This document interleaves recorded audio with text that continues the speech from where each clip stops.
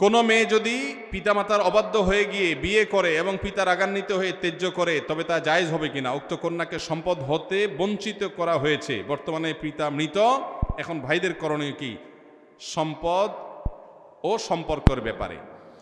ভাইরা আমার, ত্যায্য পুত্র করা বলতে কোনো কিছু ইসলামে নাই। ইসলামে রক্ত সম্পর্কেও কাউকে কখনো ত্যাগ করা যায় না। আত্মীয়তার সম্পর্ক রক্ষা করা কি সুন্নত না ফরজ? কোন যুক্তিতে নিজের সন্তান হোক ভাই বোন হোক চিরকালের জন্য ত্যাগ করলাম এটা করা জায়েজ নাই। অভিমান করতে পারেন, অভিমানের মেয়াদ সর্বোচ্চ 3 দিন। সর্বোচ্চ কয় দিন? লা ইয়াহিল্লু লিমুসলিমিন আন ইয়াহজুরা আখাহু ফাওকা সালাসি লায়াল। 3 দিনের বেশি কোনো মুসলমানের সাথে আপনি সম্পর্ক ছিন্ন করে থাকা জায়েজ নয়। অতএব 3 দিন রাগ করে থাকতে পারেন।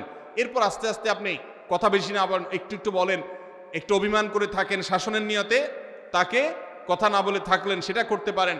কিন্তু ত্যায্য করে দিলেন, সম্পদ থেকে বঞ্চিত করলেন, এ অধিকার নাই। যত বড় অন্যায় করো, সে অন্যায় করলে আল্লাহর কাছে দায়ী হবে, তাই বলে আপনি সম্পদ থেকে বঞ্চিত করতে পারেন না।